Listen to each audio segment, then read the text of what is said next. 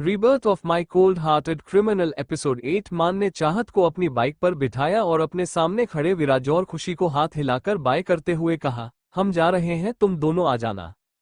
ये कहकर वो उन दोनों के जवाब का इंतजार किए बिना तेजी से वहां से निकल गया। विराज और खुशी दूर जाती बाइक को देख रहे थे। कुछ पल की शांति के बाद उन दोनों ने एक दूसरे को देखा। माहौल बहुत ज्यादा ऑकवर्ड हो गया था। विराज ने अपना फोन निकाला और कहा, मैं कैब बुक लूंगा। खुशी अपनी बाइक पर बैठी और अपना हेलमेट लगाते हुए उसने कहा, बैठ जाओ। विराज ने अपनी नजरें तिरछी करके उसकी तरफ देखा और कहा, क्या नहीं, मैं नहीं बैठे तुम्हारे साथ, अगर तुमने मेरा एक्सीडेंट कर दिया तो। खुशी ने आंखें छोटी करके उसे देखो और कहा, रात के 11 बजे बज रहे हैं और इस समय तुम्हें यहाँ कोई ऑटो या टैक्सी नहीं मिलने वाली, इसीलिए चुपचाप मेरे साथ बैठ जाओ। उसने ये थोड़ा तेज आवाज में कहा था जो उस खाली बीच पर गूंजने लगी थी। विराज ने अजीब समूह बनाते हुए कहा, मैं तुम्हारे पीछे नहीं बैठूंगा, चाबी मुझे दो, बाइक में चलाता हूं। खुशी ने एक तिरछी मुस्कान के साथ उसे देखा और कहा, तो तुम्हारी सोच इतनी छोटी है कि एक लड़का लड़की के पीछे नहीं चल सकता या उसके साथ बाइक पर नहीं बैठ सकता। मुझे नहीं लगा था कि one of the best doctor इतनी छोटी सोच रखता होगा। अब विराज को गुस्सा आने लगा था। वो जल्दी से खुशी के पीछे बैठ गया और बाइक के ब्रेक हैंडल को पकड़ते हुए उसने कहा, ठीक है, अब ज्यादा मत बोलो और चलो। पता नहीं क्यों पर विराज के उसके साथ बैठ जाने से खुशी को एक अजीब सी फीलिंग हो रही थी। उसने मुस्कुराते हुए बाइक को स्टार्ट किया और हवा से बातें करते हुए वहां से निकल गई। चाहत मान के पीछे बैठी हुई थी और उसके दोनों हाथ मान के कंधों पर थे। स्ट्रीट लाइट की रोशनी में उनकी बाइक खाली सड़कों पर दौड़ रही थी। मान ने बाइक की स्पीड बढ़ाते हुए कहा, ठीक से पकड़ो। चाहत को अपना पिछली बार का एक्सपीरियंस याद था, इसीलिए उसने अपने दोनों हाथ मान की कमर में डालकर उसे उसके पकड़ लिया। अब दोनों के बीच बिल्कुल स्पेस नहीं बचा था और वह एक दूसरे की शरीर की गर्माहट को महसूस कर सकते थे। मान के साथ रहते हुए चाहत एक ऐसी इंसान बन जाती थी जो वह कभी किसी और के सामने नहीं रही थी। उसने अपने सिर मान के कंधे पर टिकाया और अपनी आंखें बंद करके चुपचाप बैठी रही, ये देखकर कि चाहत उस पर कितना डिपेंड होती जा रही है। मान मुस्कुराया और उसने अपनी बाइक की स्पीड स्लो कर दी। ये दूसरी तरफ विराज ने डरते हुए कहा, तुम धीरे नहीं चला सकती क्या, देखो वहां स्पीड ब्रेकर है। खुशी ने अपनी चमकती हुई आंखों से उस खाली सड़क को देखा और अपनी बाइक की स्पीड और तेज करते हुए कहा, इसी में तो मजा है, आज तुम्हें पता चलेगा कि बाइक पर बैठना किसे कहते हैं।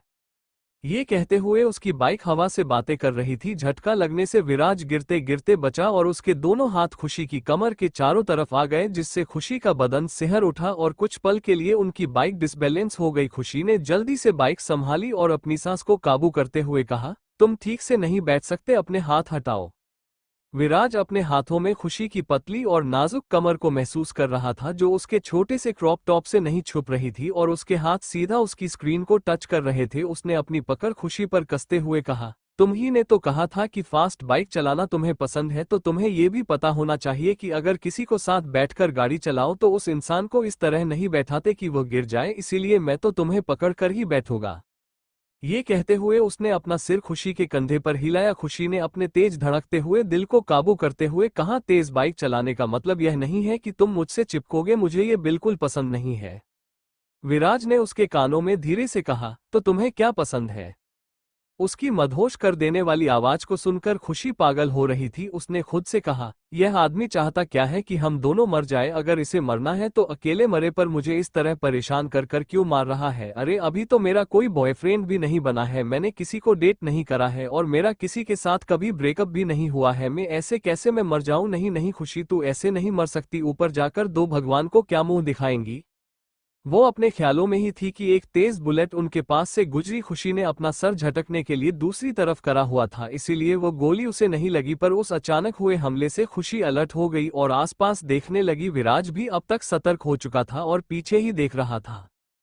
खुशी ने सीरियस होते हुए कहा, संभल कर बैठो और अपनी नजर चारों तरफ रखो। ये कहते हुए उसने विराज के हाथ आगे खींचे और बाइक के हैंडल पर रखकर कहा, इसे संभालो। ये कहकर उसने अपने हाथ बाइक के हैंडल से हटाए और अपनी जूते से गन निकालकर आसपास देखने लगी। उसने चलती हुई बाइक पर ही खुद को घुमाया और विराज के गले लगकर बैठ गई, जिससे विराज एक पल के लिए हैरान हो गया। उसने अपना सिर विराज के कंधे पर रखा और फायर करने लगी। पीछे से कुछ बाइक से आ रही थी जिन पर बैठे लोग उन पर निशाना लगा रहे थे। खुशी उनकी बाइक के टायर पर निशाना लगा रही थी, जिससे उसने कुछ लोगों को जमीन पर गिरा दिया था, पर अभी भी दो बाइक उनका पीछे कर ही रही थी। तभी खुशी की गन की बुलेट खत्म हो गई। उसने चिढ़ते हुए कहा, शीट, मुझे आज एक ही गन लानी थी। ये कहकर उसने अपनी जीन्स के बेल्ट में से छोटे छोटे नाइफ्स निकाले और उन लोगों पर निशाना लगाने लगी। उसका एक निशाना ने नहीं चूक रहा था और वह किसी न किसी को घायल कर रही थी। विराज हैरानी से सामने दिखते हुए बाइक चला रहा था, क्योंकि वह इस समय इससे ज्यादा कुछ नहीं कर सकता था, पर उसे अभी भी विश्वास नहीं हो रहा था कि खुशी इस तरह बुलेट फायरिंग और वेपन्स चला रही है। तभी उनकी बाइक अचानक रुक गई, जिससे उन दोनों के चेहरे पर परेशानी के भाव आ गए। खुशी ने अपना सिर विराज के कंधे से हटाया और उसके चेहरे को देखने लगी। दोनों की नाक एक दूसरे से टच हो रही थी और खुशी जोर जोर से सांसें लेते हुए उसे ही देख रही थी। खुशी की मदहोश कर देने वाली सांसों की खुशबू को अपने चेहरे पर महसूस करते हुए विराज उसकी काली गहरी आंखों में देख रहा था। खुशी ने उसके कंधे पर हाथ रखा और कहा, तुम उस पेड़ के पीछे खड़े हो जाओ।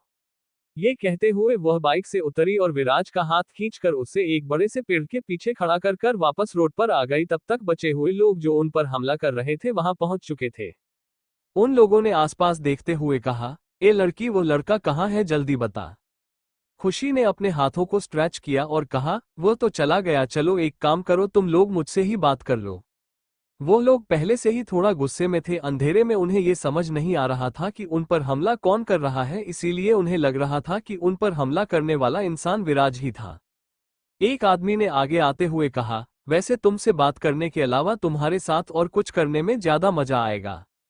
ये कहते हुए वह खुशी को ऊपर से नीचे तक देख रहा था। खुशी ने मुस्कुराते हुए उसे देखा और अपना एक हाथ आगे बढ़ाकर कहा, ठीक है, तो चलो हम कुछ और करते हैं। आदमी खुशी की बात सुनकर एक्साइटेड हो गया और अपने कदम उसकी तरफ बढ़ाने लगा। तभी खुशी ने ही जोरदार किक उसके सीने पर मारी, जिससे वह आदमी दूर जाकर गिरा। अपने साथी को इस तरह गिरता देख बाकी लोग बौखला गए और खुशी की तरफ बढ़ने लगे। खुशी उन सब से फाइट कर रही थी। उनमें से कुछ लोगों के पास गन और लंबी चेन थी, जिससे वो खुशी को मार रहे थे। खुशी ने होशियारी से उन लोगों से फाइट करते हुए उनकी गन से छीन ली थी, पर वह उनके बाकी हथियार नहीं छीन पाई थी, जिससे उसे चोट लग रही थी। वो बुरी तरह उन लोगों को मार रही थी। इस समय उसके चेहरे पर कोई मासूमियत, बचपना नहीं, बल्कि एक शैतान दिख रहा था जो सिर्फ लोगों को मारना चाहता था। तभी किसी ने पीछे से खुशी पर वार किया, पर उस इंसान का हाथ हवा में ही रुक गया और एक दर्दनाक चीख के साथ वह जमीन पर गिर गया। खुशी ने पीछे मुड़कर देखा और उसकी आंखें हैरानी में बड़ी हो गई। खुशी ने पीछे मुड़कर देखा तो विराज ने उस इंसान का हाथ पकड़ रखा था जो उस पर हमला करने वाला था, और उसका हाथ टूटकर दूसरी तरफ मुड़ चुका था, जिससे वह आदमी दर्द से करा रहा था। खुशी ने सोचा था कि विराज के हाथ में इतनी ताकत होगी। उसने उसकी आंखों में देखा जो इस समय बहुत खतरनाक दिख रही थी। तभी उसकी नजर विराज के पीछे गई, जहां एक आदमी अपने हाथ में पकड़ी हॉकी स्टिक से उस पर हमला करने वाला था। उसने जल्दी से विराज का हाथ पकड़कर उसे अपनी तरफ खींचा और उस आदमी के मुंह पर एक किक मारी, जिससे वह जमीन पर गिर गया और उसके दांत टूटने के कारण उसके मुंह से खून बहने लगा। खुशी उसकी तरफ बढ़ी और उसके चेहरे पर अपना जूता रखते हुए उसने कहा, पीछे से वार करने का तुम लोगों को बहुत शौक है ना, चलो देखते हैं जब मैं सामने से वार करती हूं तो तुम्हारा क्या होता है। ये कहते हुए वह अपने जूते का दबाव उसके चेहरे पर बढ़ती जा रही थी, जिससे उस आदमी का जबड़ा पूरी तरह टूट गया और उसके मुंह से अब ठीक से आवाज भी नहीं निकल रही थी। उस आदमी की इतनी दर्दनाक हालत देखकर बाकी लोग डर गए, यहाँ तक कि विराज की आंखें भी एक पल के लिए फैल गई थी। खुशी मुड़ी और उसने बचे हुए लोगों को भी बहुत बेरहमी से मारा। खून और मांस के टुकड़े जो उनके शरीर से अलग हो रहे थे। खुशी की आंखों में किसी तरह का डर या दर्द नहीं दिखा रहे थे, बल्कि वह सिर्फ उन्हें मारना चाहती थी। कुछ पलों बाद जमीन पर दर्द से कराते हुए और मर चुके लोग पड़े हुए थे। खुशी ने अपना फोन निकाला और किसी को फोन करके कहा, लोकेशन भेज रही हूँ, जगह साफ करो और जो जिंदा हो उसे बेस पर लाओ। उसकी आवाज में जिस तरह का ऑर्डर सुनाई दे रहा था वह उसकी उस आवाज से बहुत अलग था जो विराज ने सुनी थी। बचपने और जिद्दीपन से भरी हुई आवाज इस समय किसी जर्नल की तरह लग रही थी, जिससे विराज की सोच खुशी के लिए बदल रही थी। खुशी बाइक पर बैठी और उसने कहा, चलो। विराज बिना कुछ कहे उसके पीछे बैठ गया और वह लोग वहां से निकल गए। कॉलोनी में पहुंचने के बाद उन्होंने देखा कि मान और चाहत भी जस्ट उनके पहले ही पहुंचे थे। खुशी ने अपनी बाइक स्टैंड पर लगाई और अपनी कमर पर हाथ रखकर आंखें छोटी कर उन दोनों को देखकर कहा, मुझे ऐसा क्यों लग रहा है कि तुम दोनों को बहुत देर पहले यहां आ जाना चाहिए था, इतनी देर से कहां थे। मान ने अपने बालों में हाथ फेरते हुए कहा, हम लोग, हाँ, हमारी गाड़ी खराब हो गई थी। खुशी ने आंखें गोल घुमाई और मान की अच्छी खासी दिखने वाली बाइक को देखकर कहा, मुझे तो नहीं लग रहा कि तुम्हारी बाइक खराब हुई होगी। चाहत मान को देख रही थी जो खुशी से झूठ बोल रहा था। उसे याद था कि मान उसे अलग अलग जगह ले जाकर उस बारे में बता रहा था और उसने उसे कुछ फूड आइटम्स भी खिलाए थे। उसके बाद ही वह उसे कॉलोनी लेकर आया था। मान थोड़ा परेशान होकर अपने सामने खड़े दो लोगों को देख रहा था जो उसे घूर रहे थे। उसने सोचा था कि जब तक वो वहां पहुंचेगा विराज और खुशी पहले ही आ चुके होंगे, पर उसका बेदलक वो उसके बाद वह आए। वो कोई बहाना बनाने ही वाला था कि उसकी नजर खुशी के टॉप और विराज की शर्ट पर लगे खून पर गई और उसका चेहरा सीरियस हो गया। उसने कहा, खून। ये शब्द सुनते ही चाहत की आंखें भी अलर्ट हो गई और वह विराज और खुशी को ऊपर से नीचे तक देखने लगी। उसे वैसे भी वहां पर हल्की सी खून की बदबू आ ही रही थी, पर उसने उसे इग्नोर कर दिया था। विराज ने अपनी शर्ट को झाड़ते हुए कहा, ये कुछ नहीं है, बस एक छोटा सा एक्सीडेंट हो गया था, हम ठीक हैं। मान और चाहत को इस बात पर बिल्कुल विश्वास नहीं था, पर फिर भी उन लोगों ने कुछ नहीं कहा और वो चारों बिल्डिंग के अंदर चले गए। मान अपना मुंह खोले उन दोनों दरवाजों को देख रहा था जो एक दूसरे के सामने थे। उसने एक्साइटेड होकर चाहत की तरफ देखा और कहा, तुम यहाँ रहती हो? चाहत ने बिना किसी भाव के अपना सिर हाँ में हिला दिया। मान ने उसका हाथ पकड़ा और कहा, देखो मेरा भाई भी यही रहता है, सामने वाले घर में। अब हम रोज मिल सकते हैं और ऑफिस से साथ आ और जा सकते हैं। विराज ने अपनी कमर पर हाथ रखा और मान को घूरते हुए कहा, क्या मतलब है कि तू उससे रोज मिल सकता है? मैं तुझे अपने साथ मेरे घर नहीं रखने वाला। मान पूरी तरह विराज से चिपक गया और अपनी मासूम नजरों से उससे देखकर उसने कहा, भाई आप ऐसा नहीं कर सकते। मुझ गरीब को आप इस घर से निकाल देंगे तो मैं कहाँ जाऊंगा? आप अपने छोटे भाई के साथ ऐसा करेंगे तो दुनिया वाले आपको क्या कहेंगे? विराज ने मान को धक्का दिया जिससे वह जमीन पर गिर गया और कहा, बकवास बातें करना बंद कर। क्या तेरे पास इतने सारे विला है कि तुम वहां पर आधे शहर को रख सकता है? और बात अगर सिर्फ तेरे घर की जाए जहां तू रहता है, वहां पर ही तू पूरी कॉलोनी को रख सकता है और तुम्हारा कहना है कि तू गरीब है। मान को इस तरह गिरता देख चाहत तुरंत उसके पास गई और उसने उसे खड़ा किया। उसकी आंखें इस समय खतरनाक हो रही थी और वह विराज को घूर रही थी। उसे बिल्कुल पसंद नहीं था कि मान को कोई भी हाथ लगाए या उसे गलती से भी चोट पहुंचाए। चाहत की उन खतरनाक नजरों को देखते हुए एक पल के लिए विराज कांप उठा। मान ने चाहत की तरफ देखा जो कितनी चिंता के साथ से पकड़कर खड़ी थी और उसका दिल खुशी से भर गया। उसने घमंड से मुस्कुराते हुए अपने भाई की तरफ देखा, जैसे बता रहा हो कि उसके पास कोई है जो उसकी चिंता करता है, ना कि उसकी तरह जो अकेला है। उसके मान की बात को समझते हुए विराज को उस पर और गुस्सा आने लगा। उसने अपना कदम आगे बढ़ाते हुए उसे कहा, तुम समझते क्या हो खुद को? पर अपने हाथ को उस तक पहुंचाने से पहले ही उसका हाथ हवा में रुक चुका था। उसने देखा चाहत उसका हाथ पकड़कर खड़ी थी और उसकी पकड़ बहुत ज्यादा मजबूती जिससे विराज को दर्द हो रहा था। चाहत ने धीमी मगर ठंडी आवाज में कहा, उससे दूर रहो। उसके उन शब्दों को सुनते ही विराज के कदम अपने आप पीछे हट गए। खुशी ने उस बहस को रोकने के लिए अपने आप को उन सबके बीच घसीटा और कहा, बस करो, क्या तुम लोगों को समय दिख रहा है? रात के 12:30 बज रहे हैं। किसी को काम हो ना हो, पर मुझे कल ऑफिस जाना है। ये कहते हुए उसने चाहत का हाथ पकड़ा और कहा, चाहत चलो। चाहत ने विराज के हाथ को छोड़ा और खुशी के साथ अपार्टमेंट में चली गई। दरवाजे की बंद होते ही दोनों लड़कों ने निराश होकर उस तरफ देखा और फिर एक दूसरे को मान पैर पटकते हुए अपार्टमेंट के अंदर चला गया। उसने विराज से यह नहीं कहा कि वह अंदर आए और उसने दरवाजा बंद कर लिया। विराज ने अपना सिर हिलाया। उसका छोटा भाई बहुत जिद्दी था। अपने जेब से अपार्टमेंट की दूसरी चाबी निकालते हुए उसने उसे खोला और वह भी अंदर चला गया। सुबह 5 बजे विराज आईने के सामने तैयार हो रहा था। उसने बेड पर सो रहे मान को देखा और कहा, मान उठ जाओ, चलो जॉगिंग पर जाएंगे। मान ने करवट बदली और कहा, भाई ये बोरिंग एक्सरसाइज और जॉगिंग में नहीं आ रहा। विराज ने मान का पैर पकड़कर उसे खींचा जिससे मान जमीन पर गिर गया। दर्द से कराते हुए उसने अपनी पीठ पर हाथ रखा और उठकर खड़े होते हुए कहा, भाई क्या आप कभी कुछ नया कर सकते हैं? जब देखो मुझे जमीन पर गिरा देते हैं जब मैं नहीं उठता हूँ। विराज ने अपने ट्रैकसूट की चेन लगाते हुए कहा, क्योंकि तू इसी तरह मानता है, अब जा और जल्दी तैयार होकर आ। मान अपनी आंखें मलते हुए वॉशरूम में चला गया। थोड़ी देर बाद वो तैयार होकर आया और फिर दोनों भाई नीचे चले गए। जॉगिंग करते हुए मान ने कहा, कल क्या हुआ था भाई? विराज ने सामने देखते हुए कहा, ऐसा कुछ नहीं है जो तुझे जानने की जरूरत है, इसलिए चुपचाप वह कर जो तू हमेशा से करता है, अपना काम। मान ने मुंह बनाया और कहा, भाई क्या आप कभी मुझसे अच्छे से बात नहीं कर सकते?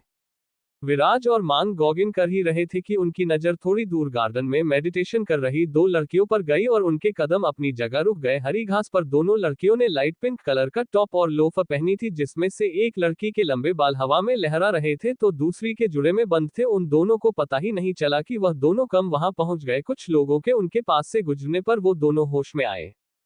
मान ने विराज से कहा, भाई आप कितने अच्छे हैं, अगर आप मुझे जबरदस्ती जोगिंग के लिए लाते तो मैं इतने खूबसूरत नजारे को मिस कर देता। ये कहते हुए उसकी नजर चाहत के शांत चेहरे पर थी, जो योगा करते समय एक खूबसूरत परी की तरह दिख रही थी। विराज का ध्यान मान की बातों पर नहीं था, क्योंकि वह खुशी को देख रहा था जिसके लंबे बाल हवा के झरने की तरह लहरा रहे थे और उसके होठों पर एक प्यारी सी मुस्कुराहट थी जिससे वो उस बड़े से गार्डन में एक खिलता सा फूल दिख रही थी। उसने खोए हुए अंदाज में कहा, तू सही कह रहा है। मान ने सिर घुमाकर अपने भाई के चेहरे के एक्सप्रेशन देखे और उसके होठों पर एक टेढ़ी मुस्कुराहट आ गई। उसने विराज को कोहनी मारी और कहा, भाई आप कहाँ खो गए और किस बारे में बात कर रहे हैं। विराज होश में आया और उसने सकपकाते हुए कहा, कुछ नहीं, तू चल यहाँ से।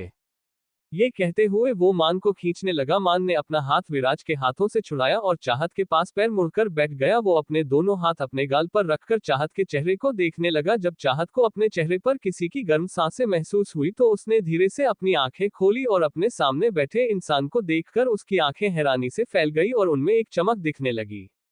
वो नहीं जानती थी कि क्यों, पर सुबह सुबह अपनी आंखें खोलने के बाद मान का चेहरा अपने सामने देखकर उसका दिल बहुत खुश हो रहा था। मान के होठों की वह प्यारी सी मुस्कुराहट उसे एक गर्माहट दे रही थी जिसे वह अपने अंदर महसूस कर सकती है। जब मान ने देखा कि चाहत ने अपनी आंखें खोल दी है तो उसने अपने अंगूठे से उसके गालों को सहलाते हुए कहा, तुम रोज यहाँ एक्सरसाइज करती हो।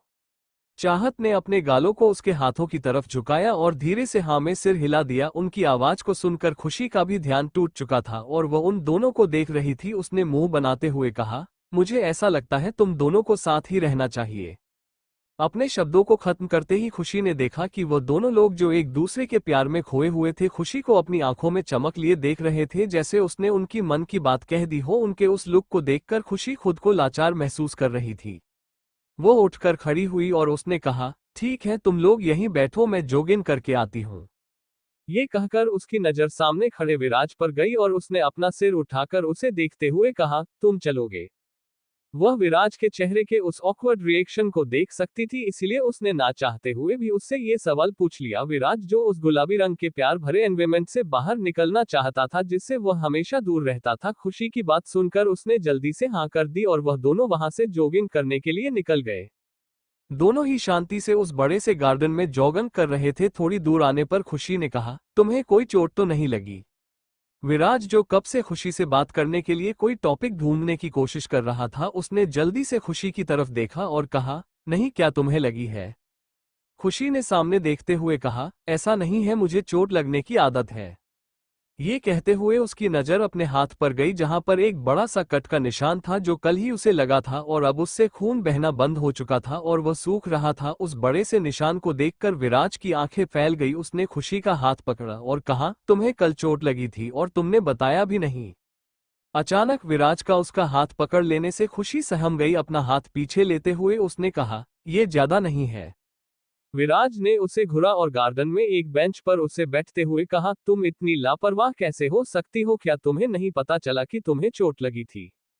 खुशी ने छोटा सा मुंह बनाया, उसे सच में कल यह नहीं पता चला कि उसे चोट लगी थी। ये तो उसे सुबह जब वह तैयार हो रही थी तब पता चला और उसने इस बात को चाहत से छुपा के रखा था, क्योंकि वह जानती थी अगर चाहत को इस बारे में पता चल गया कि उसे चोट लगी है तो वह ठंडे दिमाग वाली लड़की जरूर उससे गुस्सा हो जाएगी। उसके उस छोटे से मुंह को देखते हुए विराज ने खुद को शांत किया और कहा, ठीक है, हम घर जाकर ड्रेसिंग कर लेंगे, पर अभी तुम ज्यादा एक्सरसाइज मत करो, स्क्रीन स्ट्रेच होने से यहाँ से फिर से खून बह सकता है। खुशी ने मुंह फुलाकर उसे देखा और कहा, हाँ, तुम पागलों के डॉक्टर हो, इतना तो तुम्हें पता ही होगा। विराज ने उसे घूरा और कहा, क्यों ना मैं तुम्हें भी पागल बना दूं और अपने पागल खाने में रख लूं। खुशी ने आंखें बड़ी बड़ी कर कर उसे देखा और कहा, नहीं नहीं, तुम्हें मैं कहां से पागल लगती हूँ।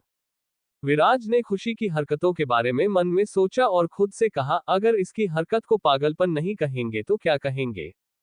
खुशी के बारे में सोचते हुए उसके दिमाग में मान का चेहरा भी बन गया और यह सोचते हुए कि दोनों इंसान बिल्कुल एक जैसी हरकतें करते हैं, उसके होठों पर एक छोटी सी मुस्कुराहट आ गई जो उस समय बहुत ज्यादा प्यारी लग रही थी। खेलते हुए सूरज की लाली ने उसके चेहरे पर पड़ रही थी जो उसके चेहरे को और ज्यादा हैंडसम बना रही थी। कुछ पल के लिए खुशी उसमें खो ही गई। विराज ने उसके सामने चुटकी बजाई और कहा, तुम कहाँ खो हुई थी? खुशी ने अपनी नजरें चुराते हुए उससे कहा, कहीं नहीं। विराज ने उससे आगे कुछ नहीं पूछा और खड़े होते हुए कहा, हम काफी देर से यहाँ हैं, चलो उन दोनों के पास चलते हैं। खुशी ने सोचा कि मान और चाहत क्या कर रहे होंगे और अपनी एक्स्ट्रा इमेजिनेशन को सोचते हुए उसके गाल लाल हो गए। विराज ने उसके उस ब्लश करते हुए चेहरे को देखा और उसका दिल तेजी से धड़कने लगा। जब वो दोनों उस जगह पर पहुंचे जहां मान और चाहत थे तो वहां के नजारे को देखते हुए उनकी आंखें बड़ी बड़ी हो गई। खुशी ने हैरानी में कहा, ये दोनों क्या कर रहे हैं? सामने मान और चाहत एक दूसरे से फाइट कर रहे थे। चाहत का चेहरा बहुत गुस्से में दिख रहा था और मान का फेस भी सीरियस था। दोनों की फाइटिंग स्किल्स बिल्कुल कम नहीं थी और वह एक दूसरे को बराबर टक्कर दे रहे थे। विराज ने अपने हाथ फोल्ड किए और कहा, मुझे नहीं लगता कि मान जीतेगा। खुशी ने अपनी कमर पर हाथ रखे और कहा, मान ही जीतेगा, देखो वो कितनी अच्छी फाइट कर रहा है। विराज को कल रात का सीन याद आ गया जब चाहत ने उसकी गर्दन को पकड़कर उसे हवा में लटका दिया था और वो चाहत की पावर और एबिलिटी से थोड़ा तो वाकिफ हो गया था कि मान उसके सामने नहीं टिक सकता। वो दोनों बातें कर ही रहे थे कि उन्हें मान के कराने की आवाज सुनाई दी। जैसे ही उन्होंने जमीन पर देखा, मान वहां पर अपनी कमर पर हाथ रखकर लेटा हुआ था। उसने रोने जैसा चेहरा बनाकर कहा, तुम झूठी हो, तुमने कहा था तुम मुझे जोर से नहीं मारोगी, फिर भी तुमने मुझे जमीन पर पटक दिया। भगवान, ऐसी गर्लफ्रेंड किसी को मत देना। चाहत बिना किसी भाव के मान को देख रही थी जिसने खुद ही उसे अपने साथ फाइट करने के लिए चैलेंज किया था और उसके ना मानने पर उसे बार बार परेशान कर रहा था। अपने कपड़ों को साफ करते हुए चाहत ने कहा, ये ज्यादा नहीं था।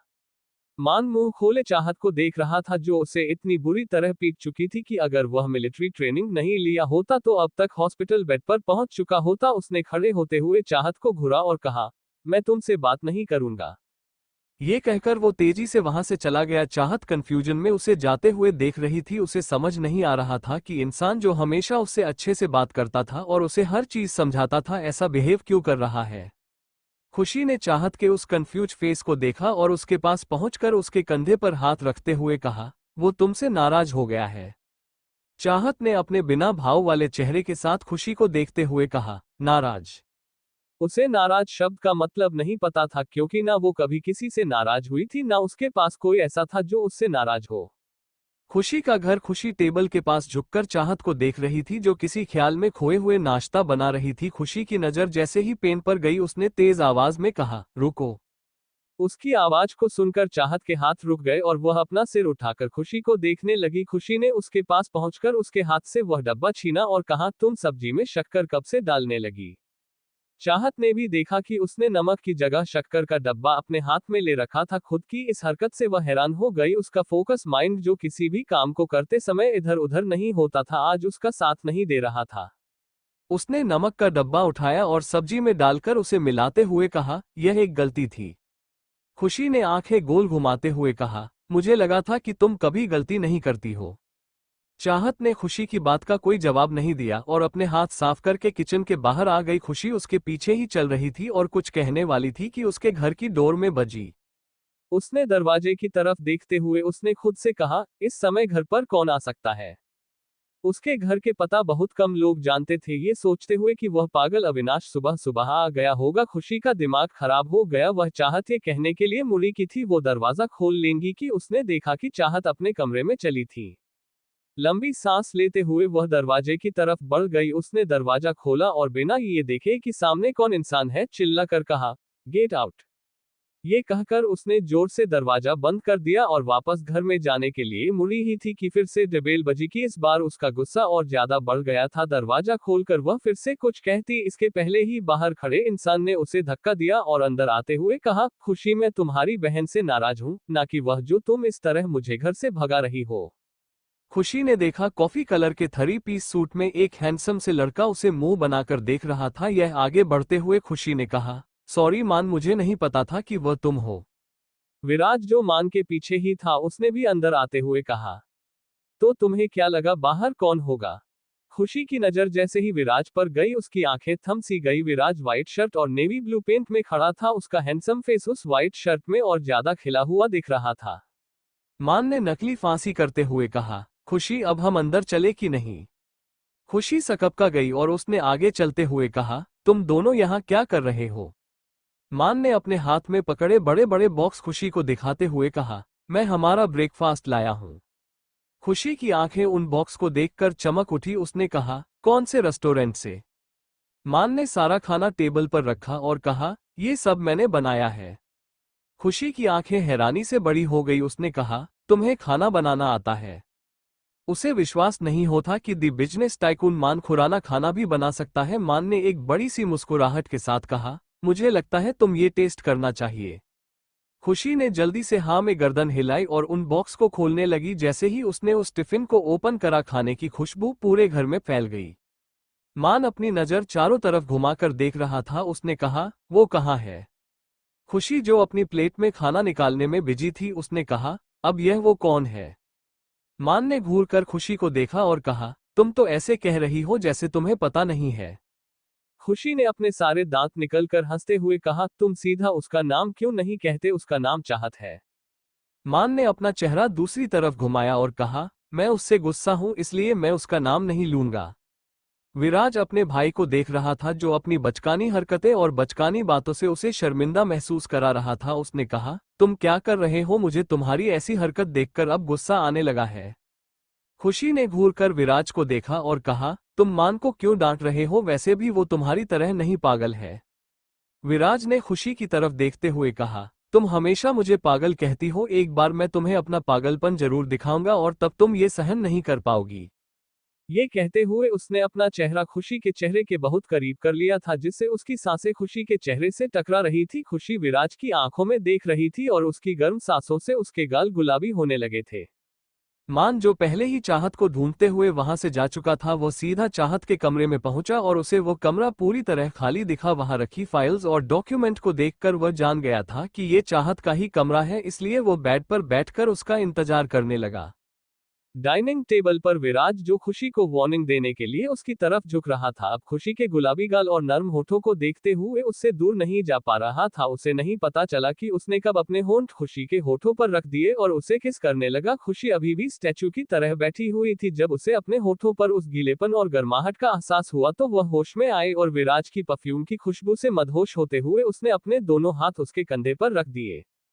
दोनों एक दूसरे के बेहद करीब थे और उनका किस और पेशेंट होती जा रहा था। यह उनके कल के किस से बहुत अलग था जो उन्होंने बीच पर किया था। खुशी जो एहसास इस समय महसूस कर रही थी, वो उसके दिल में एक अजीब सी गुदगुदी पैदा कर रहा था। उनका किस खुशी के फोन के रिंगटोन से टूटा। खुशी ने जल्दी से विराज को खुद से दूर किया। सिचुएशन बहुत ऑकवर्ड हो गई थी। दोनों ही एक दूसरे से नजरें नहीं मिला पा रहे थे और उन्हें समझ नहीं आ रहा था कि थोड़ी देर पहले क्या हुआ था। खुशी ने जल्दी से अपने पॉकेट से फोन निकाला और उसे उठाते हुए तेजी से बेल्कनी की तरफ भाग गई। चाहत के कमरे में मान बोर होते हुए अपने फोन को स्क्रॉल कर रहा था, तभी उसे वॉशरूम का दरवाजा खुलने की आवाज आई। उसने नजरें उठाकर जैसे ही उस दिशा में देखा, उसके दिल की धड़कन तेज हो गई। चाहत एक येलो कलर की टॉवल पहनकर खड़ी थी जो उसके थाई तक आ रहा था। उसके गीले बाल जुड़े में बंधे थे, जिनसे पानी टपक कर उसकी गर्दन से होते हुए उसकी कोलार रबन से नीचे जा रहा था। गर्म पानी से नहाने के कारण उसका शरीर हल्की गुलाबी रंग का दिख रहा था और उसके पास से आ रही खुशबू मान को उसकी तरफ खींच रही थी। चाहत ने अभी तक मान को नहीं देखा था। वो अभी भी उन शब्दों के बारे में सोच रही थी जो मान ने उससे कहे थे कि वह उससे नाराज है और उसे मनाना होगा। यही सब सोचते हुए वो अपना टॉवल हटाने लगी। जब मान ने ये देखा तो उसने जल्दी से उसके पास पहुंचकर चाहत के हाथों को पकड़ लिया। चाहत ने सिर उठाकर जैसे ही मान को खुद के पास देखा, उसकी आंखें थोड़ी सी बड़ी हो गई, क्योंकि उसने एक्सपेक्ट नहीं किया था कि मान उसके कमरे में होगा। मान और चाहत इस समय एक दूसरे के बेहद करीब खड़े थे। मान ने चाहत को ऊपर से नीचे तक देखा। उसके गोरे पतले पैर उस छोटे से टॉवल से साफ दिख रहे थे और उसकी गर्दन से लेकर उसकी सीने तक का हिस्सा, जिसके पास एक छोटा सा काला तिल था। मान घूरकर उसे देख रहा था। मान की तपिश भरी आंखों को अपने ऊपर महसूस करते हुए चाहत का शरीर गर्म होने लगा था। उसने अपना एक कदम पीछे लिया और कहा, तुम यहाँ। मान ने चाहत की कमर में हाथ डालकर उसे अपनी तरफ खींचा और उसके चेहरे पर आ रही थी बालों की लट को उसके कान के पीछे करते हुए कहा, अगर मैं यहाँ नहीं आता तो मैं इतनी ब्यूटीफुल ब्यूटी को देखना मिस कर देता।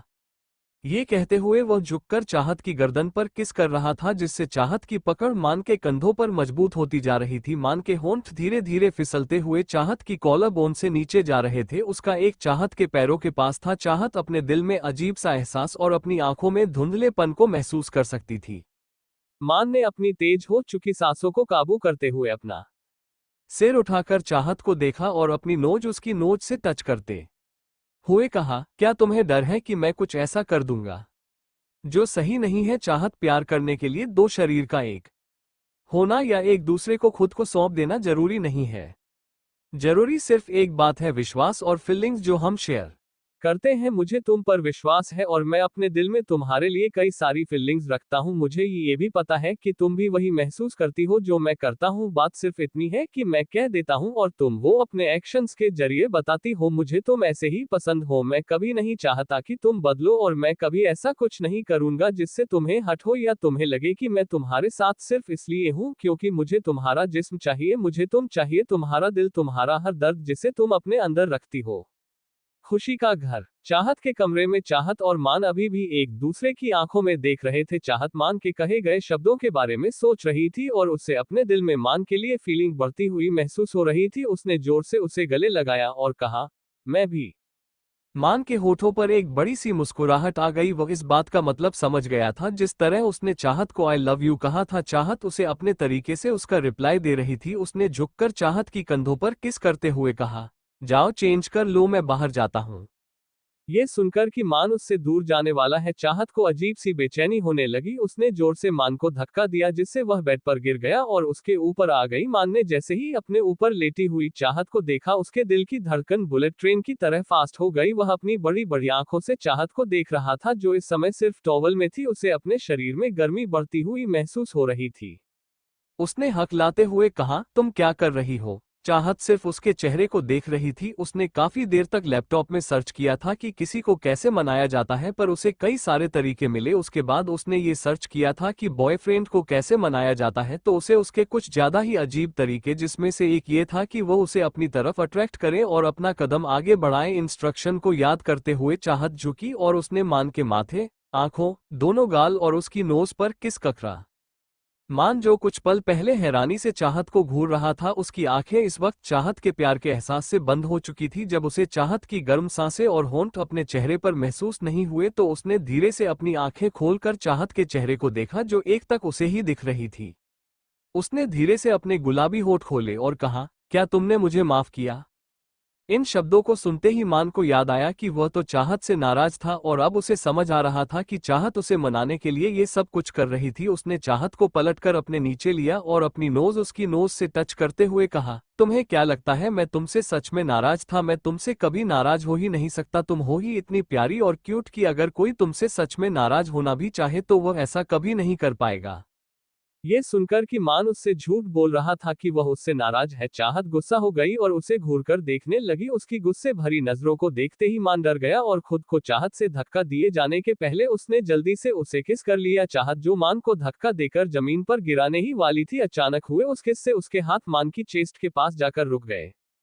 मान की गर्म सांसें चाहत ठंडी सांसों में खुल रही थी जो उन दोनों को महसूस करा रही थी कि वह एक है। चाहत को जब सांस लेने में तकलीफ होने लगी तो मान उसके होठों से अलग हुआ और उसने कहा, रेडी हो जाओ, हमें ऑफिस के लिए लेट हो रहा है।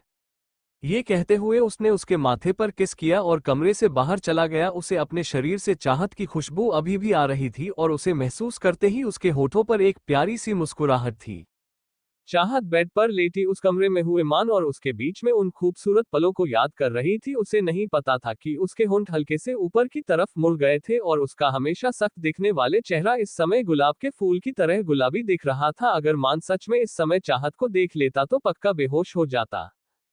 थोड़ी देर बाद जब चाहत डाइनिंग हॉल में आए तो उसे वहां का माहौल बहुत अजीब लग रहा था। मान अपने ही ख्यालों में खोया हुआ मुस्कुरा रहा था। वही खुशी अपना सिर झुकाए चुपचाप बैठी हुई थी और दूसरी तरफ विराज अपने चेहरे पर अजीब से एक्सप्रेशन लिए बार बार खुशी को देख रहा था। चाहत ने अपनी चेयर खींची और वहां बैठकर टेबल पर रखे खाने को देखने लगी। एक नजर खाने को देखते ही उसे पता चल चुका था कि वह मान ने बनाया है, क्योंकि उसमें से कई सारे डिशेज ऐसी थी जो मान चाहत को खिला खिला कर उसकी फेवरेट बना चुका था। मान ने जब देखा कि चाहत आ गई है तो उसने जल्दी से कहा, देखो मैं तुम्हारे लिए ब्रेकफास्ट बनाकर लाया हूँ।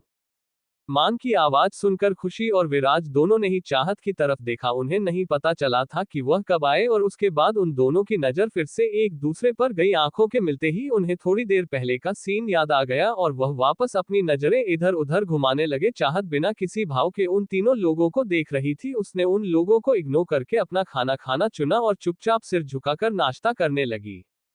चारों लोग बिना एक दूसरे से बातें किए चुपचाप अपना नाश्ता कर रहे थे। मान को वह माहौल बहुत अजीब लग रहा था। उसने थोड़ी तेज आवाज में कहा, तुम सबको हुआ क्या है?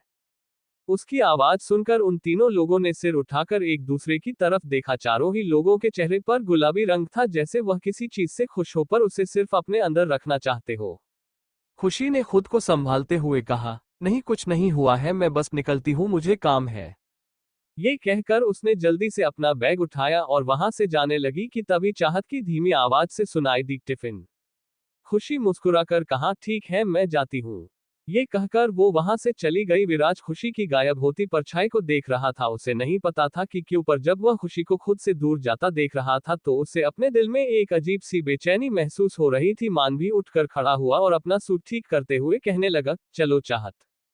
चाहत ने अपना बैग उठाया और वह भी मान के साथ बाहर जाने लगी। तभी विराज को एहसास हुआ कि वह तो अकेला ही रह गया था। उसने मुंह बनाते हुए कहा, मान तो कुछ ज्यादा ही बदल गया है। मान ने अपना सिर घुमाकर कंफ्यूजन में अपने भाई को देखा और कहा, भाई आपको ऐसा क्यों लग रहा है? विराज ने उसे गुस्से में घूरा और कहा, मैं अकेला यहाँ बैठा हूँ और तू जा रहा है।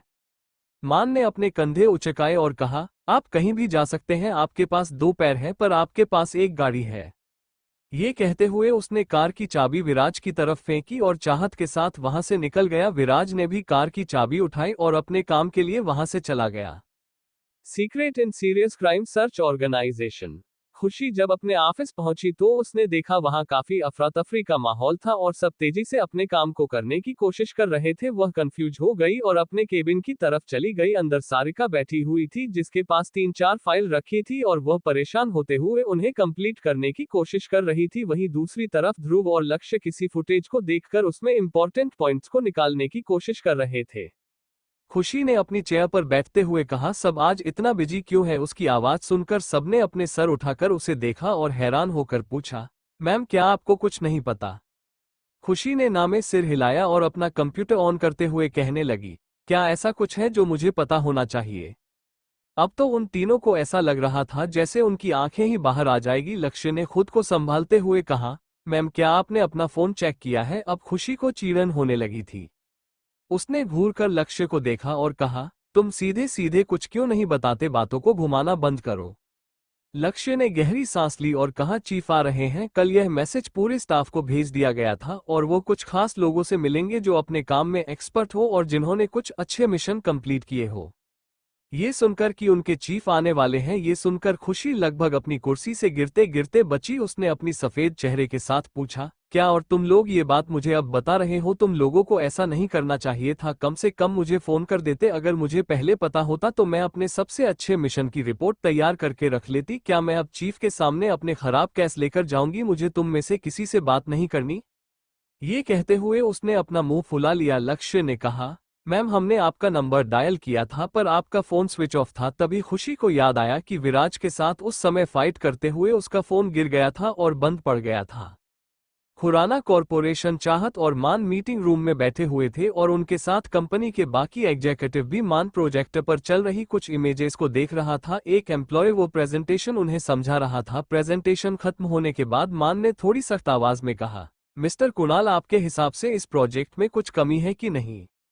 कुणाल जो प्रेजेंटेशन दे रहा था उसने कॉन्फिडेंटली कहा, नहीं सर, मेरे हिसाब से हम इस पर वर्क कर सकते हैं। जैसे कि मैंने आपको बताया कि हमें इससे 1 साल के अंदर 75% प्रॉफिट मिल सकता है, जो कि टोटल के पूरा 25% ज्यादा है। इस बेस पर यह हमारे लिए अच्छा ही होगा। मान ने अपना सिर अपनी सीट की तरफ झुकाया और कहा, और इसमें क्या सही है? कुणाल ने थोड़ा कंफ्यूज होकर कहा, सर मैं आपको अभी प्रेजेंटेशन दिखा चुका हूं। ये सुनते ही मान की आंखें छोटी हो गई। उसने एक पेपर अपने हाथ में उठाया और कहा, जैसा कि आपने कहा कि हमें 75% प्रॉफिट 1 साल मिल सकता है, तो उसके लिए हमें हमारी कंपनी की उस न्यू ब्रांच में नए एम्प्लॉयज हायर करने होंगे और आपके हिसाब से कंपनी के पुराने वर्कर्स को हटाना होगा। जिनकी एज ज्यादा है और नई मशीनरी भी लानी होगी। आपको नहीं लगता इन सब में जितना हमारा फायदा होगा उतना बाकियों का नुकसान होगा? वर्कर जो कई साल से हमारी उस फैक्ट्री में काम कर रहे हैं, उनके पास एक्सपीरियंस है और रिपोर्ट के हिसाब से उनकी पोस्ट को आज तक नहीं बढ़ाया गया है और वह अपनी सैलरी पर काम कर रहे हैं, न ही उन्हें 3 साल से बोनस दिया गया है, तब भी उनकी कोई कंप्लेंट नहीं आई है। और आपका कहना है कि हम एम्प्लॉय और वर्कर हायर करें जो उन लोगों को रिप्लेस करेंगे, तो आपको क्या लगता है वह भी इसी तरह काम करेंगे और यह सोच कर कि उन्हें अपने काम की सैलरी मिल रही है उसी में खुश रहेंगे? ये सुनते ही कुणाल चुप हो गया। मान ने वहां बैठे एक इंसान की तरफ देखा जो उस फैक्ट्री और कंपनी में कामों को देखता था और कहा, मिस्टर बख्शी, मुझे आपसे 2 दिन में इस काम की रिपोर्ट चाहिए और आप ये डिसाइड करेंगे कि उन 3 सालों के बोनस को आप किस तरह सारे वर्कर्स को देने वाले हैं। हम यहाँ काम करते हैं, मेहनत करते हैं, तो हम उसकी सैलरी लेते हैं और आप सभी एक्स्ट्रा काम करने के पैसे भी लेते हैं। मेरी कंपनी में काम करने वाले क्लर्क से लेकर मैनेजर तक हर एक इंसान को उनकी मेहनत के पैसे दिए जाते हैं और मैं यही चाहता हूं कि मेरी फैक्ट्री में काम करने वाले भी हर इंसान को उसके काम के पैसे अच्छे से मिले और जो रिटायर हो रहा हो उसको पूरे सम्मान के साथ वहां से विदाई दी जाए, ना कि उसके लिए गए लोन्स और एक्स्ट्रा वेजेस को जोड़कर उस पर और कर्ज चढ़ाकर। यह मत सोचिए कि मैं कंपनी पर ध्यान नहीं देता तो आप लोग कुछ भी कर सकते हैं। खुराना कॉरपोरेशन मेरा सपना है और वह मैंने सिर्फ खुद के लिए नहीं देखा था, और अगर आप लोग इस तरह काम करेंगे तो मेरा सपना सिर्फ सौदा बनकर रह जाएगा, जो मैं बिल्कुल नहीं चाहता। तो प्लीज डू यू वर्क। और मिस्टर कुणाल, प्लीज प्रेजेंटेशन को फिर से चेक करिए और जो पॉइंट्स मैंने बताया है मुझे वह कल सारे क्लियर चाहिए। ये कहकर मान उठा और तेजी से वहां से चला गया। चाहत उसके पीछे ही चल रही थी। जब वह दोनों केबिन में पहुंचे तो चाहत ने देखा मान अपने दोनों पैर मोड़कर अपने जूते जमीन पर उतार सोफे पर बैठा था। उसके दोनों हाथ उसके गालों पर थे और उसका चेहरा छोटे बच्चे जैसा उदास था। उसे इस तरह देखकर चाहत कंफ्यूज हो गई और उसके साथ बैठते हुए उसने कहा, तुम्हें क्या हुआ है? मान ने अपनी मासूम नजरों से चाहत को देखते हुए कहा, क्या मैंने उन लोगों को ज्यादा डांट दिया? पर इसमें मेरी क्या गलती है? तुम्हें पता है, जब मैं उस फैक्ट्री में इंस्पेक्शन के लिए भेष बदल कर गया था तब मुझे वहां की प्रॉब्लम के बारे में पता चला। कुछ लोग तो मुझे वह सब रोकर बता रहे थे और मुझे उनके लिए बुरा लगा। पता नहीं ये सब लोग ये सब क्यों करते हैं, जबकि मैंने पहले भी बताया था कि इन्हें कैसे काम करना है, लेकिन नहीं, इन सबको अपनी मर्जी चलानी है। ये कहते हुए मान गुस्से में खिड़की के बाहर घूरे जा रहा था। चाहत ने गहरी सांस ली। वह मान को बिल्कुल नहीं समझ पाती थी, जो मीटिंग में और काम करते समय इतना सीरियस होता था कि कोई भी उसके बॉसी ओरा से डर जाए और अकेले में उसके साथ रहते समय बिल्कुल बच्चे की तरह हरकतें करता था। ना चाहते हुए भी उसका मान के सर पर चला गया। उसने उसे सहलाते हुए कहा, ज्यादा मत सोचो। चाहत के नर्म हाथों को अपने सिर पर महसूस करते ही मान ने अपना सिर उसके कंधे पर रख दिया और कहा, पहले कोई नहीं था जो मुझे इस तरह संभाले। अकेलेपन ने ऐसा बना दिया है कि दूसरों के सामने खुद को स्ट्रांग दिखाता हूं पर खुद के सामने खुद के बचपन को जीने लगता हूं। मान को याद था कि जब वो छोटा था तो उसे कोई प्यार नहीं करता था। खुराना मैंशन में सब उसे घिन भरी नजरों से देखते थे और रणबीर खुराना तो उससे इतनी नफरत करते थे कि जब भी वो उनके सामने आता था वो उसे बुरी तरह मारने लगते थे। डरा सहमा मान हमेशा लोगों से दूर कोने में छुप जाता था और उसकी मासूमियत और बचपना उसके उसी कोने में रह गया था जिसे उसने अब अपने अंदर जिंदा रखना सीखा था। चाहत को नहीं पता था कि क्यों, पर मान की उन बातों को सुनकर उसके दिल में एक अजीब सा दर्द हो रहा था। उसने अपना हाथ मान के चेहरे पर रखा और कहा, मैं यही हूं। चाहत की बात सुनकर मान मुस्कुराया। उसने अपना चेहरा उठाकर चाहत के होठों पर एक छोटी सी किस करी और कहा, मुझे पता है तुम हो और तुम हमेशा मेरे साथ रहोगी, रहोगी ना? ये सुनते ही एक पल के लिए चाहत चुप पड़ गई। हमेशा उसके साथ रहना, हाँ, वह चाहती थी कि वह मान के पास हमेशा हर पल हर सांस साथ रहे, पर यह डर कि उसकी सांसें उससे कभी भी छीनी जा सकती थी उसे मान के करीब जाने से रोकता था। पर उसका दिल उसके दिमाग की अब बिल्कुल नहीं सुनता था, जो कि मान के कब्जे में जा चुका था। उसने धीरे से हाँ में सिर हिला दिया और अपना सिर मान के सीने पर रख दिया। वह उसकी धड़कनों को सुनकर खुद के अंदर चल रहे तूफानों को शांत करना चाहती थी। मान ने भी चाहत की पीठ पर अपने हाथ रखे और उसे जोर से अपने गले लगा लिया। उसका बचपन उसे बार बार अपनी आंखों के सामने दिख रहा था, जो उसके दिल को कमजोर कर रहा था।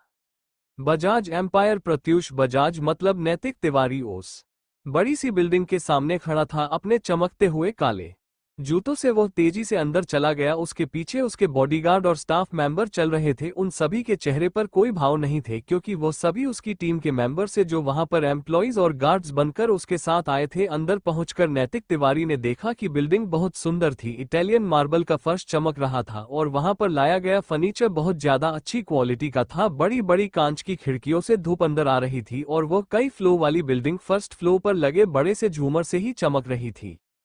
नैतिक तिवारी ने एक सेटिस्फाई स्माइल के साथ अपने पीछे खड़े इंसान को देखा और कहा, मोनिका, तुमने सच में काफी अच्छा काम कराया है, मैं तुम्हें इसका इनाम जरूर दूंगा। ये कहते हुए उसने मोनिका का हाथ खींचा और उसे अपनी बाहों में लेकर उसके होठों पर किस कर दिया। मोनिका इसके लिए तैयार नहीं थी और वह बुरी तरह डर गई। नैतिक तिवारी उसे तब तक किस करता रहा जब तक उसके होठों के कोने से खून नहीं बहने लगा। फिर उसने जोर से उसे धक्का दिया, जिससे मोनिका नीचे गिरते गिरते बची और कहा, मुझे लगता है तुम अपने गिफ्ट से जरूर खुश होगी। मोनिका ने भरी सांसें लेते हुए कहा, जी जी जी सर। बाकी लोगों के चेहरे पर अभी भी कोई भाव नहीं थे, जैसे उन्हें इन सब चीजों की आदत हो। एक गंदी सी मुस्कुराहट के साथ नैतिक तिवारी ने आगे बढ़ते हुए कहा, पर मैं खुश नहीं हूं, हम इसे मेरे केबिन में जाकर कंप्लीट करेंगे। ये सुनते ही मोनिका डर से कांप उठी, पर उसने ना कहने की हिम्मत नहीं की और वो सब चुपचाप नैतिक तिवारी के पीछे जाने लगे। एक बड़े से शानदार सोफे के पास रुककर नैतिक तिवारी उस पर बैठ गया और उसने कहा, ठीक है, कल से कंपनी शुरू हो जानी चाहिए और तुम लोगों ने इंटरव्यू ले लिए है ना। जॉन आगे आया और उसने कहा, यस सर, सब सेट हो चुका है और कल से हम काम शुरू कर सकते हैं। कंपनी में कल से आपको बाकी लोग दिखना शुरू हो जाएंगे। नैतिक तिवारी ने कुछ नहीं कहा। वो अपने फोन की तरफ देख रहा था जिसमें एक फोटो थी। उस फोटो में कई सारी लाशें एक बड़े से जंगल में फैली हुई थी। वह नजारा इतना डरावना था कि मामूली इंसान तो उसे देखकर बेहोश हो जाए। वहां फैली लाशों में से किसी का सिर तो किसी का हाथ उनके शरीर से अलग था और पूरी जगह लाल खून से भरी थी और थोड़ी ही दूरी से आग की लपटें आ रही थी। सबके बीच एक परछाई दिख रही थी जिसके हाथ में तलवार और बंदूक थी। खून से सना चेहरा और हाथ उसे ज्यादा डरावनी दिखा रहे थे। उस फोटो पर हाथ फेरते हुए उसने कहा, दुर्गा, देखते हैं तुम में ऐसा मंजर फिर बनने की ताकत है कि नहीं। उसने जॉन से कहा, उसके बारे में कुछ पता चला। जॉन ने कहा, सर, इस शहर में कुछ केस हुए हैं जिन्हें देखकर ऐसा लगता है कि वो दुर्गा का ही काम है। ये सुनते ही नैतिक तिवारी की आंखों में चमक आ गई। उसने कहा, पता करो ये केस कौन हैंडल कर रहा है और उस इंसान पर नजर रखो। Secret and crime search organisation SSCISO। बड़े से मीटिंग हॉल में खुशी अपने आसपास देख रही थी, जहां उसके सारे सीनियर्स और कुछ कलीग्स जो अपने काम में एक्सपर्ट थे वहां बैठे हुए थे। उन सबके चेहरे पर थोड़ी घबराहट और थोड़ी एक्साइटमेंट थी। ध्रुव, जो खुशी के साथ इस मीटिंग में शामिल हुआ था, उसने खुशी से कहा, मैम, क्या आप पहले चीफ से मिली है? खुशी ने ना में सिर हिलाते हुए कहा, नहीं, मैंने सुना है आज तक उन्होंने अपना चेहरा किसी को नहीं दिखाया है, पर इस ऑर्गेनाइजेशन को पहले मिलिट्री कमांडर ऋषभ भारद्वाज ने स्टार्ट किया था और कई सालों तक उन्होंने ही इसे मैनेज किया था और अपनी डेट के पहले उन्होंने इसे चीफ को सौंपा था और चीफ उनके इकलौते स्टूडेंट थे और तब से लेकर आज तक इस ऑर्गेनाइजेशन को चीफ ही संभाल रहे हैं। उन्होंने ऐसे मिशन हैंडल किए हैं जो किसी के लिए भी इम्पॉसिबल हो सकते थे, यहाँ तक कि दुर्गा का वो केस जिसमें उसने 200 लोगों को मार डाला था, जिसमें कई सारे गैंगस्टर्स और लड़कियां शामिल थी, उस केस को भी उन्होंने ही हैंडल किया था, पर आज तक उसका रिजल्ट उन्होंने किसी को नहीं बताया है। वो दोनों आपस में बातें कर ही रहे थे कि उन्होंने देखा बाहर से काफी सारे लोगों के चलने की आवाजें आने लगी थी। बड़े से हॉल का दरवाजा खुला और अंदर नीले कपड़े पहने कुछ लोग आए। उन सब के कॉलर के पास एक स्टार लगा था जिससे पता चल रहा था कि वो चीज के बॉडीगार्ड थे। उनके वहां आते ही सब अपनी सीट से खड़े हो चुके थे, यहां तक कि हेड प्रदीप भी अपनी सीट से उठकर खड़े हो गए थे। खुशी ध्यान से दरवाजे की तरफ देख रही थी, पर उन लंबे बॉडीगार्ड्स के बीच में से उसे कुछ भी साफ दिखाई नहीं दे रहा था। उसने अपने पैरों को ऊंचा उठाते हुए कहा, ध्रुव, क्या तुम्हें कोई दिख रहे हैं? ध्रुव ने खुशी का कंधा पकड़कर उसे नीचे खींचा और कहा, मैम, प्लीज बिहेव कीजिए। खुशी में अजीब सी मुस्कान के साथ कहा, सॉरी, मैं थोड़ी ज्यादा एक्साइटेड हो गई थी। ध्रुव ने कुछ नहीं कहा और सामने देखने लगा। खुशी भी अब तक सीरियस हो चुकी थी और चुपचाप सामने की तरफ देख रही थी। उसने देखा एक आदमी जिसने अपने चेहरे पर ब्लू कलर का मास्क लगाया हुआ था और उसके मास्क पर गोल्डन कलर के स्टॉर्स बने थे। वो अंदर आया। उसने व्हाइट कलर का एक 3 पीस सूट पहना था और चेहरे पर मास्क होने के बाद भी वह काफी हैंडसम लग रहा था। उसकी वह शार्प नजरें वहां मौजूद सारे लोगों को घूर रही थी। वो सेंटर सीट पर आकर बैठ गया और उसके बैठने के बाद बाकी सब भी, पर खुशी अभी तक अपनी जगह पर खड़ी थी। वह हैरानी से उस इंसान की तरफ देख रही थी। उसे उसकी पर्सनैलिटी, आंखें बहुत जानी पहचानी लग रही थी। उसने खुद से कहा, क्या ये डॉक्टर विराज है? पर उसने तुरंत ही ये ख्याल दिमाग से निकल दिया और सोचा, जिस इंसान को खुद की प्रोटेक्शन करने के लिए मदद की जरूरत हो वो उनके चीफ कैसे हो सकते हैं? ये सोचते हैं उसकी आंखों के सामने विराज का चेहरा बनने लगा। बाकी सारे लोग खुशी की तरफ भी देख रहे थे, जो अपने ख्यालों में खोई हुई खड़ी थी। ध्रुव ने उसका हाथ खींचते हुए कहा, मैम बैठ जाइए। खुशी होश में आई और हड़बड़ते हुए अपनी सीट पर बैठ गई। उसने शर्मिंदगी में अपने सिर को नीचे झुकाकर रखा था। हेड प्रदीप खुशी को घूर रहे थे। खुशी कभी ऐसी हरकत नहीं करती थी जैसी वो आजकल कर रही थी।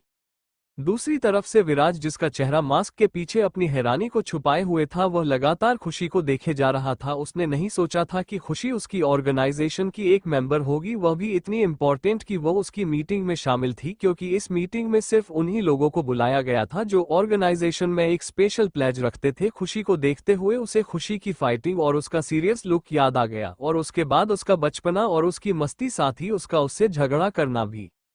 खुशी के साथ बिताए हुए पलों को याद करते हुए उसके होठों पर मुस्कुराहट आ गई। उसके बॉडीगार्ड ने जब उसकी आंखों को छोटा होता तो वह बहुत ज्यादा हैरान हो गए, क्योंकि वो समझ गए थे कि विराज अपने मास्क के पीछे मुस्कुरा रहा था। हेड प्रदीप ने अपना गला साफ करते हुए कहा, चीफ हमें मीटिंग स्टार्ट करनी चाहिए। विराज अपने होश में आया और अपनी भारी आवाज में उसने कहा, पॉइंट्स बताओ, मुझे जानना है ऐसे कौन से मिशन हैं जिन्हें अच्छे से कंप्लीट किया गया है, और वह कौन से मिशन से जो अभी भी चल रहे हैं। साथ ही मुझे ये भी जानना है कि वरुण सिसोदिया हमारी ऑर्गेनाइजेशन में कैसे शामिल हुआ। उसकी आवाज इतनी ठंडी थी कि वहां मौजूद लोग अपने आप को कांपता हुआ महसूस कर रहे थे।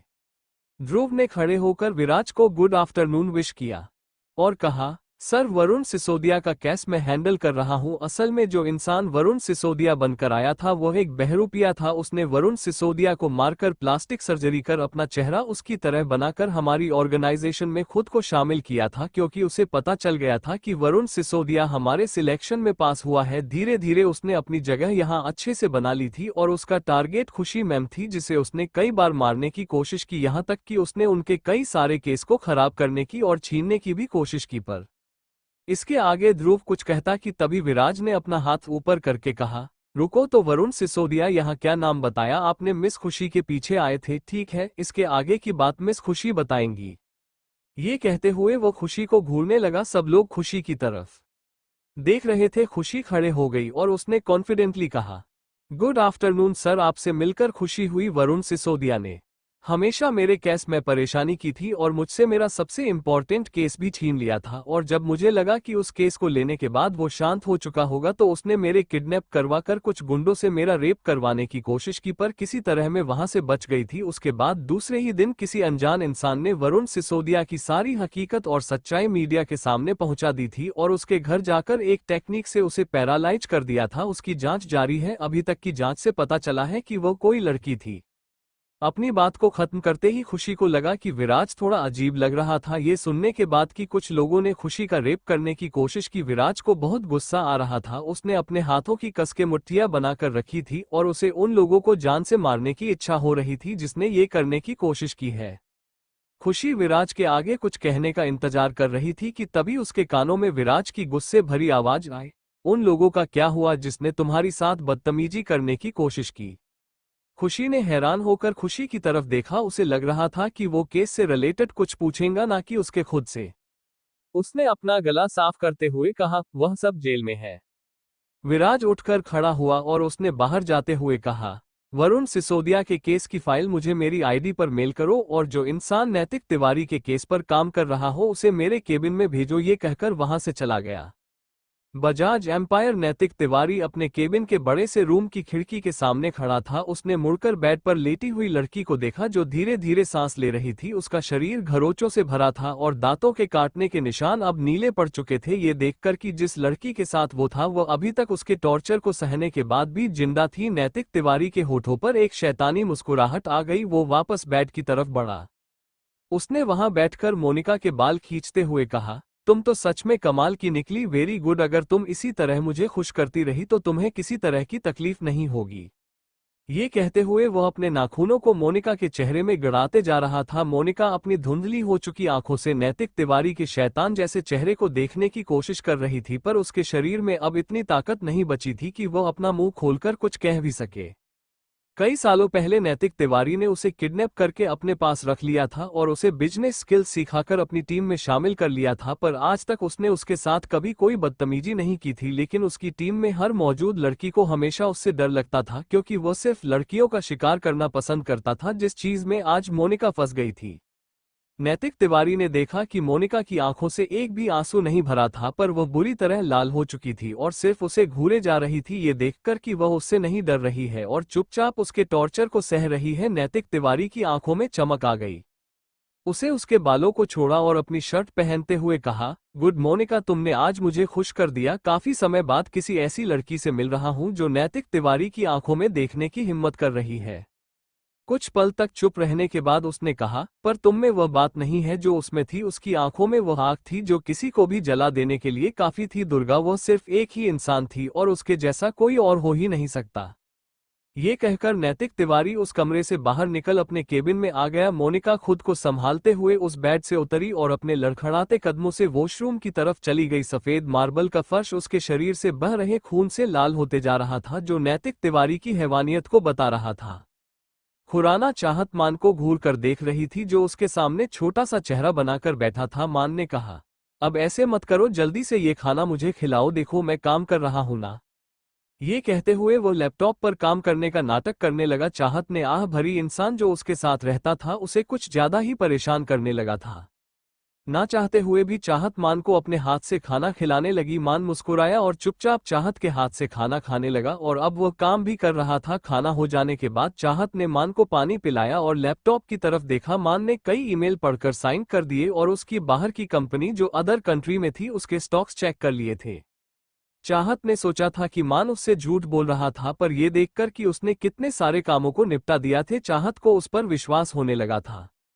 लैपटॉप को बंद करते हुए मान ने अपने हाथों को स्ट्रेच करा और कहा, ऐसा लगता है मुझे थोड़ा सा सो जाना चाहिए। ये कहते हुए उसने अपने सिर चाहत के गोद में रख दिया और चाहत का हाथ पकड़कर उसे अपने बालों में डाल कहा, मुझे थोड़ी देर सोने दो। इससे पहले कि चाहत उसे खुद से दूर करती या कुछ कहती, उसकी नज़र मान की मासूम चेहरे पर गई, जो आंखें बंद किए बहुत ज्यादा प्यारा लग रहा था। उसके हाथ अपने आप धीरे धीरे मान के बालों में चलने लगे। थोड़ी देर बाद चाहत को मान की धीमी सांसें महसूस हुई, जिससे उसे ये पता चल गया कि वो सो चुका है। मान के सो जाने के बाद चाहत ने उसके सिर को कुशन पर रखा और वहां से उठकर खड़ी हो गई। उसने अपने बैग और फोन उठाया, पर मुड़कर एक नज़र मान को देख केबिन से बाहर चले गई। थोड़ी देर बाद चाहत ऑटो से उतरी। वो वापस उसी गली के सामने खड़ी थी जहां वो पिछली बार आई थी। अपने चेहरे को अच्छे से ढक रुखसार टेलर की दुकान में जाकर वो उस आदमी के सामने खड़ी हो गई। आदमी जो सिलाई कर रहा था, उसने अपना सिर उठाकर जैसे ही चाहत को देखा उसकी आंखों में डर दिखने लगा। चाहत ने उस पर ध्यान नहीं दिया और वापस आगे जाकर उसी कमरे में चली गई थी। आदमी डरते हुए चाहत के पीछे आ गया। उसने देखा उस कमरे में चाहत कुर्सी पर बैठी अपने हाथ में एक ब्लेंड को घुमा रही थी। चाहत ने वो ब्लेंड आदमी की तरफ फेंका, जिससे उस आदमी के चेहरे पर छोटा सा कट लग गया और वो ब्लेड दूर जाकर गिरा। आदमी ने डरते हुए अपने चेहरे पर हाथ रखा और खून को देखते ही वह अपने घुटनों के बल बैठ गया। उसने कहा, मास्टर डी, आप फिर से यहाँ क्या कर रही है? चाहत ने अपनी कठोर नजरों से उसे देखते हुए कहा, तुमने वह बंद नहीं किया।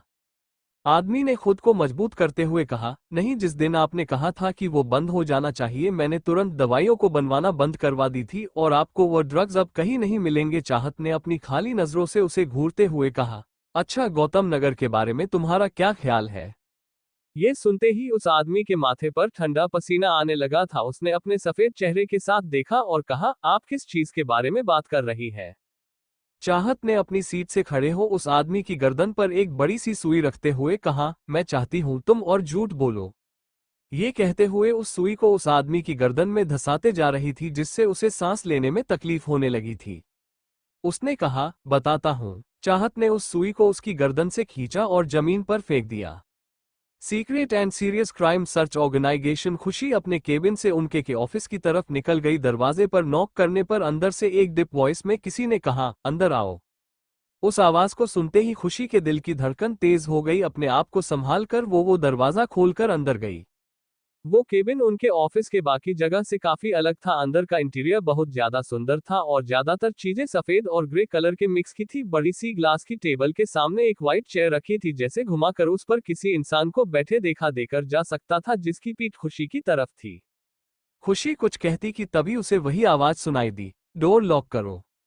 खुशी ने बिना हिचकिचाहट के दरवाजे को बंद कर दिया, पर जैसे ही वो मुड़ी उसके सामने एक लंबा पतला और बड़ा सा शरीर मौजूद था जो उसे पूरी तरह से अपने सामने रोक रहा था। खुशी ने अपनी आंखों को ऊपर उठाकर देखा। उसके चीफ उसके सामने खड़े थे, उसके मास्क से ढका उसका आधा चेहरा उसे मिस्टीरियस दिखा रहा था, पर खुशी को वो आंखें बहुत जानी पहचानी लग रही थी।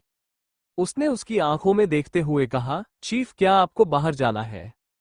विराज ये देखकर मुस्कुराया कि खुशी उससे बिल्कुल नहीं डर रही थी। वह झुका और उसने अपना चेहरा खुशी की गर्दन पर रखा। उसके ऐसा करते ही खुशी के दिल की धड़कन तेज हो गई। वो विराज के शरीर से आ रही परफ्यूम की खुशबू में मदहोश होने लगी थी। उसने अपनी तेज सांसों के साथ कहा, सर आप क्या कर रहे हैं? विराज ने उसके बालों में फंसे पेपर के टुकड़े को बाहर निकाला और उसके हाथ में देते हुए कहा, ये तुम्हारे बालों में था। ये कहकर उसने वह कागज का टुकड़ा खुशी के हाथों में दिया और मुड़कर वापस अपनी कुर्सी की तरफ बढ़ गया। खुशी हैरानी से कभी अपने हाथ को देखती तो कभी उस कुर्सी को जहां विराज बैठा था। उसने अपने अंदर की ख्यालों को झटका और विराज के सामने जाकर खड़ी हो गई। विराज ने अपना सिर उठाकर कहा, मिस खुशी आप यहाँ क्या कर रही है?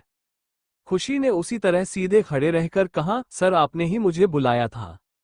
ये सुनकर विराज कंफ्यूज हो गया। उसने कहा, नहीं मैंने आपको नहीं बुलाया था, हाँ मैंने नैतिक तिवारी के केस के इंचार्ज को बुलाया था।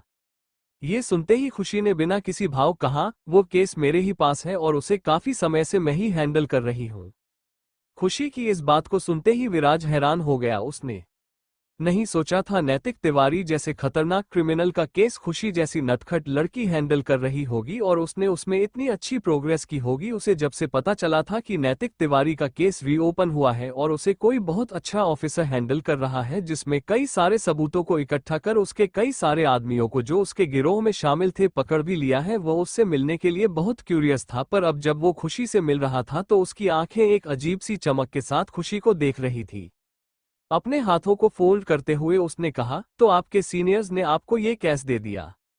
ये सुनते ही खुशी को गुस्सा आ गया। उसने विराज को घूरते हुए कहा, आप कहना क्या चाहते हैं? क्या एक लड़की किसी से स्पीशियस और इम्पोर्टेंट केस को हैंडल नहीं कर सकती? यह आपका कहना है कि उन्हें सिर्फ बच्चों की किडनैपिंग, डॉग्स की गुम होने के ही केस ही हैंडल करने चाहिए?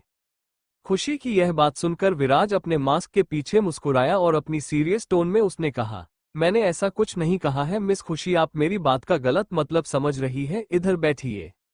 विराज की बात सुनकर खुशी चेयर खींचकर उसके सामने बैठ गई। विराज अपने हाथ में नैतिक तिवारी के केस की अपडेटेड फाइल देख रहा था। उसने लास्ट पेज को ओपन करते हुए कहा, तो आपने एक नाइट क्लब से नैतिक तिवारी की एक गैंग को पकड़ा है जिसमें से एक लेडी भी है और आपने उस लेडी से ही सारी सच्चाई उगलवाई गई है। मैं जानना चाहता हूँ आपने ये काम कैसे किया? खुशी ने सपाट लहजे में कहा, सबके अपने तरीके होते हैं सर। इतना कहकर वह चुप हो गई। विराज ने थोड़ी देर पहले ही अपने एक जूनियर से कहकर खुशी की सारी इंफॉर्मेशन निकाल ली थी और उसे खुशी की क्रूरती और डेंजरस टॉर्चर के बारे में पता चल चुका था कि वह किस तरह लोगों से सच निकालने के लिए उनकी जान को उसकी आत्मा से अलग करने की कोशिश करती है। और यह जानकर कि जिस बचपन और मासूमियत से भरी लड़की को वह जानता था वह इतनी डरावनी है, उसे खुशी में और ज्यादा इंटरेस्ट आने लगा था। विराज को इस तरह खोया देख खुशी को अब चिढ़ होने लगी थी। उसने कहा, सर।